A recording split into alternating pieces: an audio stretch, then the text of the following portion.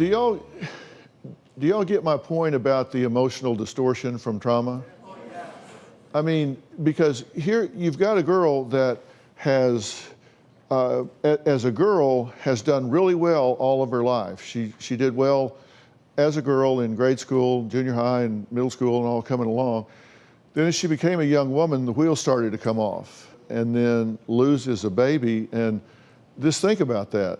You have a baby, and you hold it for 3 hours watching it die, and then they come take it away from you, and nobody ever does anything to help her with that. Well, so what do? I mean, you start to pull, it begins to distort the way you see things, and you begin to think, you know what, if I stand behind this wall a little bit, then maybe it won't quite hurt so much, so I won't stick my head out. And I think she's protecting herself by not getting too close to this little girl. Because she gets too close to that little girl and then something happens to her, she thinks, I don't know if I could take that again.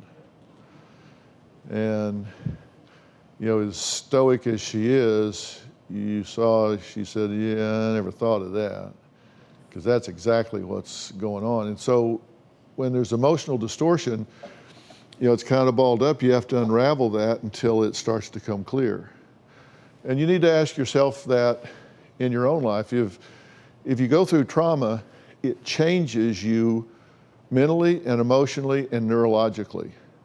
There's a part of the brain called the amygdala. And the amygdala is kind of the recorder for trauma and pain and fear. It's like a little recorder in your brain. And that it records all of that and it keeps it. And if it's really been a lot, it actually changes the shape and size of the amygdala.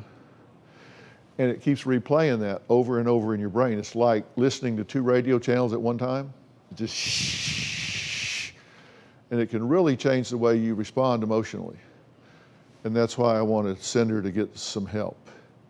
And she doesn't know how badly she needs it now. So I want to do that before we do the other and see what happens. I think you'll see a big change if she'll come out of that at this point. So we'll see.